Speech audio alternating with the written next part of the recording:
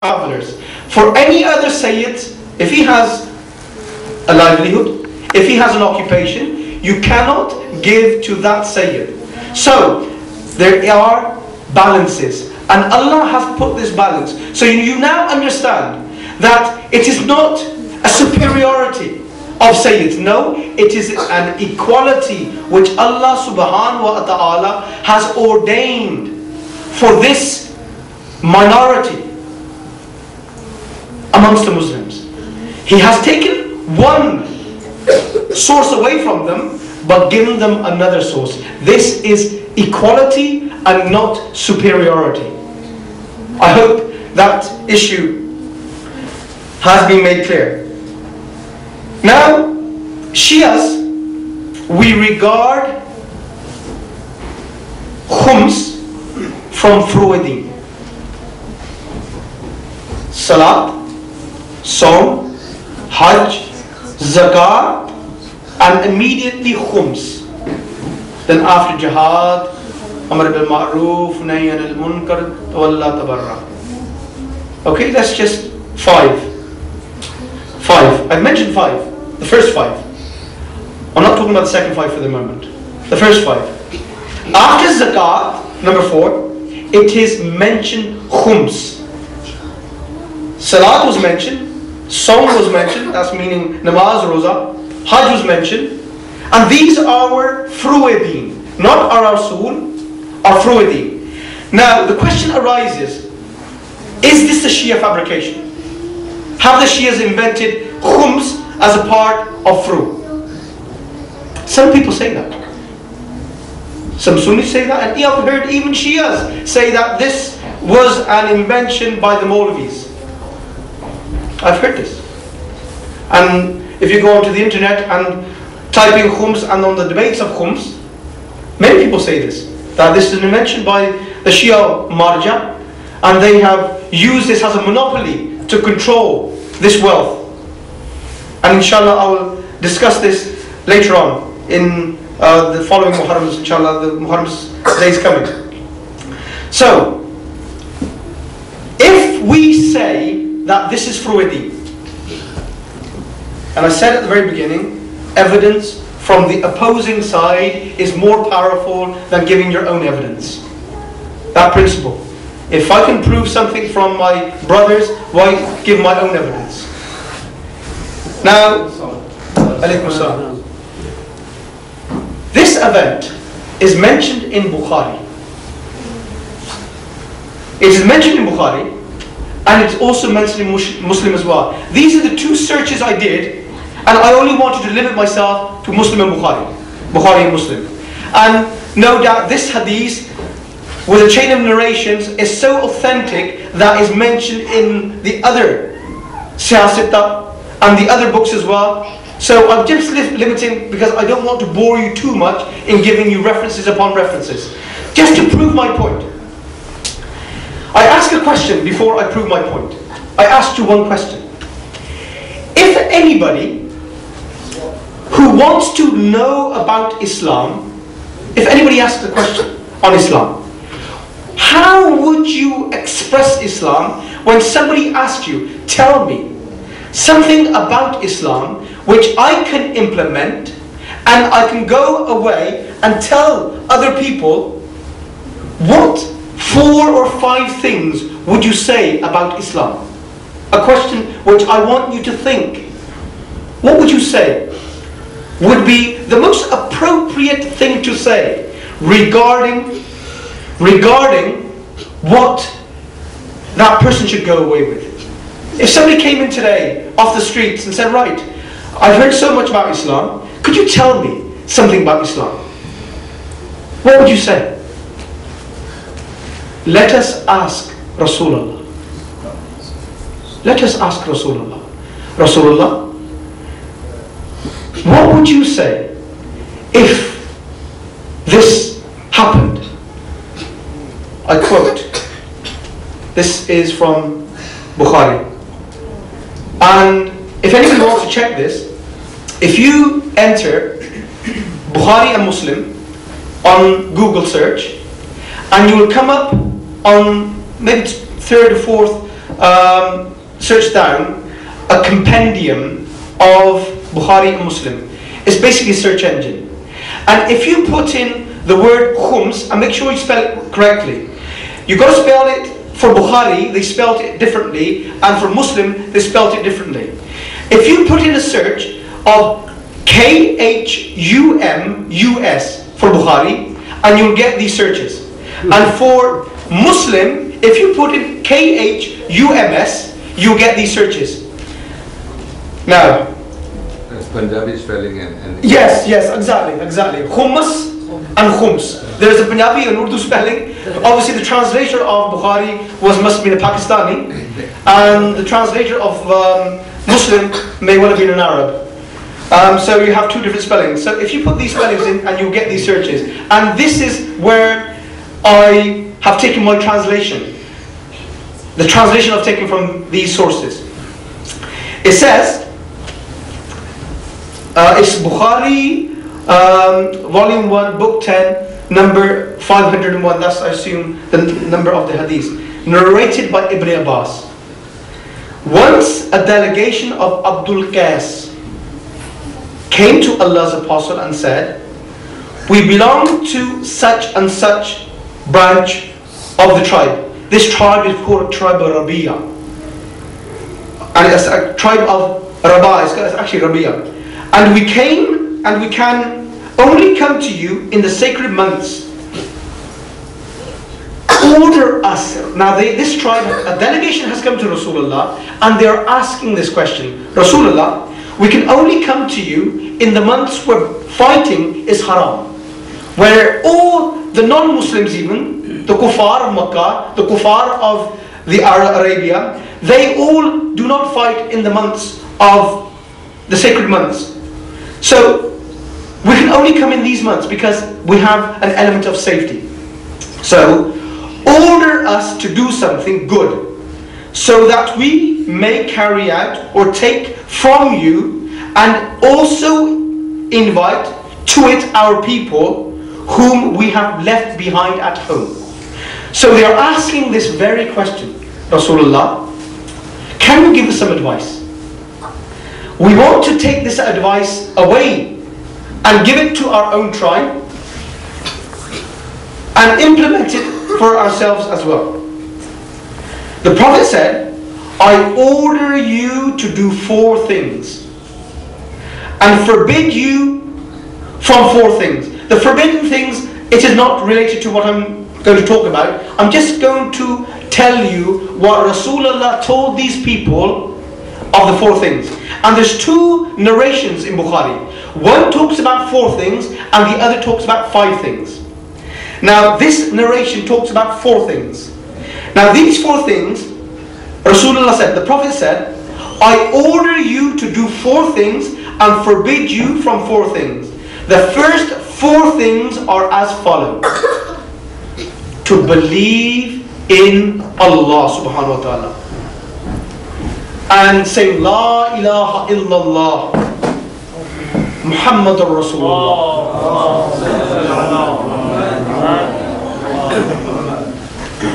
Saying this, giving testimony that there's only one Allah, and giving testimony that Rasulullah Muhammad Mustafa sallallahu alaihi wasallam is the messenger of Allah. Number 1. Number 2, to offer prayers perfectly at the stated times. Number 2, to pay zakat. Number 3, what should you think the next one should be? Khums. I have it here.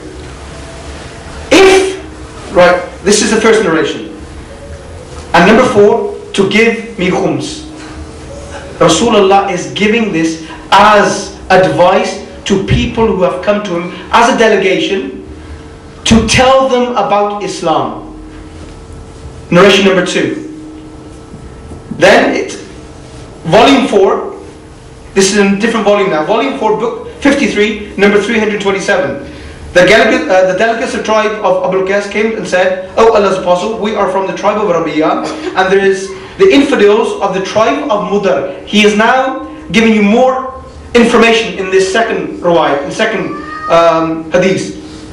Who intervene, meaning they are a problem for us, between you and us. So we cannot come to you except in the sacred month. So please order us some instructions that we may apply it to ourselves, and also invite our people whom we have left behind us to observe as well. The Prophet said, I order you to do 4 things. Actually, the list is 5. Whether they made a deliberate error or an error of judgment or error of the pen, I don't know. But if you count, it amounts to 5. But it's only got 4 here. I order you to do 4 things and forbid you to do 4. I order you to believe in Allah. That is to testify that none has the right to be worshipped but Allah, and the Prophet appointed with his hand. Okay, that's number 1. To offer prayers perfectly. Number 2. To pay zakat. To pay zakat. Number 3. To fast in the month of Ramadan. Number 4. And number 5. And to pay the Khums. Now, I think that's sufficient to prove my point. That if Rasulullah was giving advice, which he did, regarding the basic principles of Islam, Rasulullah mentioned, give testimony that there is no God but Allah, and that Muhammad is the messenger of Allah. That is the first testimony. To give, to pray, salat, to give zakat, to fast in the month of Ramadan, and to give khums. Now, these all previous 4 things are permanent in Islam. If khums was a temporary thing, why did Rasulullah order the tribe of Rabi'a to act upon this? When, for example, Rasulullah in Medina, this is in Medina, so we can automatically assume if this event happened in the first year of the Hijrah, in the first year of Hijrah, that this request only would last for 10 years. Why would Rasulullah command and order the tribe of Rabi'a to act upon something for only a period of 10 years when the other 4 things are permanent? When the other things are believing in Allah, permanent. Believing in Salat, permanent. Believing in Zakat, permanent. Believing in Ramazan, Roza, Saum, permanent. And believing in Khums is also a permanent thing. This is something that they have to look into. This is not mentioned in... We have our own sources from the Imams. We have our own sources. But it is sufficient that I have quoted the Sunni sources. And just one more point, then I'll finish for today. And inshallah, Sheikh Imran will do the lecture for tomorrow. And inshallah on Thursday, I will continue. And then on the following day, inshallah, one of the other brothers will have an opportunity to say something. Now, this is a permanent thing. Khums is permanent. It wasn't temporary, as the majority of Muslims believe today. Now, in Sahih Muslim, Ibn Abbas is asked about this very question. Ibn Abbas, he is called the Hibrul Ummah. He is the scholar of the Ummah. And our Sunni brothers agree that Ibn Abbas is regarded as one of the great learned people of the Muslim companions, of Rasulullah's companions. And do you know how old he was when Rasulullah died? 13, 14 years of age. 13, 14 years of age. Abdullah ibn Abbas. And he is called Hibrul Ummah, the most learned in the Ummah. And how old was he when Rasulullah died? Only 13, 14 years of age. So just imagine how much knowledge the other people should have had. Now, Ibn Abbas is also regarded as the Mufassir of the Quran. He is regarded as the Mufassir. He is regarded as the interpreter of the Quran. And if there was an issue regarding the Quran, and this word, Zil Qurba, وَعَلَمُوا أَنَّمَا غَنِمْتُم مِّن شَيْءٍ فَأَنَّ لِلَّهِ خُمُسَهُ وَلِرَسُولِهِ وَلِذِي الْقُرْبَى. The people, when they read the Quran, when they open the 10th juz of the Quran, they see this وَعَلَمُوا. If you read the whole of the 10th juz, this is where the 10th juz starts.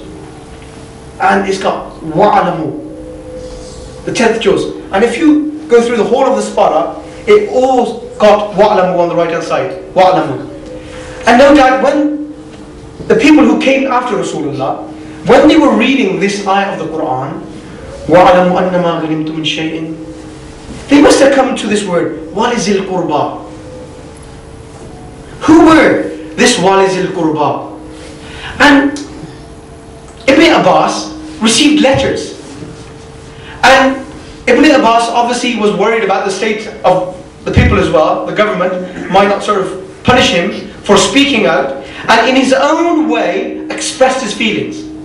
And the feeling is of complaint. When somebody is unhappy about something, he expresses it in his own way. And Ibn Abbas did this. And this again is from our Sunni sources, not from the Shia sources, from our brothers. It says here, somebody wrote a letter asking about different questions, and this is a style of asking questions. Those people who have the habit of asking questions, the style they adopt is this. You put the most important question you want to ask right at the bottom. Right at the bottom. Because you do not want the person to think that what the reason of your questioning is. So what you do, you put it right at the bottom, not to betray your actual feelings. And somebody did this as well. And this hadith talks about the different things which Abdullah ibn Abbas, and I've highlighted this, and I've highlighted it here as well, that it's the last portion of this hadith which talks about this complaint. Now, it says, and you have written to me inquiring about Khums. Ibn Abbas is asked this question. And you have written to me inquiring about Khums, as to whom it is meant for. In brackets, in this connection, we, the kinsmen of the Messenger of Allah, Zil Qurba, we, the kinsman of the Messenger of Allah, meaning Zil Qurba, used to say, now this is very interesting, wording, used to say, it is for us. Who? Ibn Abbas is from the family of the Hashimis. Because Hazrat Abdullah was the brother of Abbas bin Abdul Muttalib, and also the brother of Hazrat Abu Talib. They're from the same family. And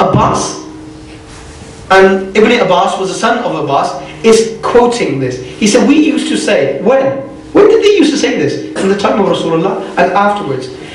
It is for us. Khums, it is for us. Ibn Abbas is saying it is for us. And we used to say this. We used to say this. It is for us. What is Khums? It is for us. But those people have denied it to us. Those people. Who are those people? The government. Whoever the government is. And I would say, because Abbas is narrating this, Ibn Abbas is narrating this, he is not referring to anybody except the state. The state.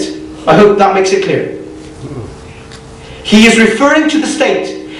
However, the translator has done his work as well in this translation. He's put in brackets, in parentheses, and you can check this afterwards, i.e. Bani Umayyah. This is wrong. he has actually falsified this. The translator has tried his best to actually put the blame on somebody else. It wasn't the Bani Umayyah who banned Khums on the Ahlul Bayt. It was the first state, first government, the first state who banned this. And yet the translator is trying to shift the blame from the first state to the Bani Umayyah. And then there's a second quote, exactly the same vein and exactly the same meaning. Inshallah, if I have the tawfiq and if I'm alive after 2 days, I will continue on this and pick up any points which I've missed. रब्बना तक़ब्बल मिन्ना इन्नका अंतस समीउल अलीम। अब मैं गुजारिश करता हूँ और माज़र चाहता हूँ, थोड़ा सा मैंने टाइम ज़्यादा लिया है और मुझे पता है कि बाद में मेरी डांट पहचान होगी कि इतना टाइम लिया, मगर थोड़ा सा ये मौजू था जो मैं सोचा था समेटा था, तो लिहाजा इस हवाले से माज़र चाहता हूँ। अब मैं क़िबला व काबा सईद मीसम ज़ैदी से गुजारिश करूँगा कि हाँ कि मेंबर को उनको फरोज करें और सब मोमिनीन थोड़ा सा आगे आ जाएं और and those people who cannot understand English, Brother Shahid in that corner always holds a session for immediate translation. We have a United Nations system here, mashallah. So anybody who has problem with English in Urdu can have an immediate translation at the back, and so do not worry that Shahid is speaking, because this has been the norm over the past few years, that people who cannot understand Urdu, they can have Urdu translation, English translation done immediately. So please move to the back, and those who are at the back, who are there for the translation, stay there, don't move forward, and those who do not have problem with Urdu, please come forward. Blood Salawat. Allah.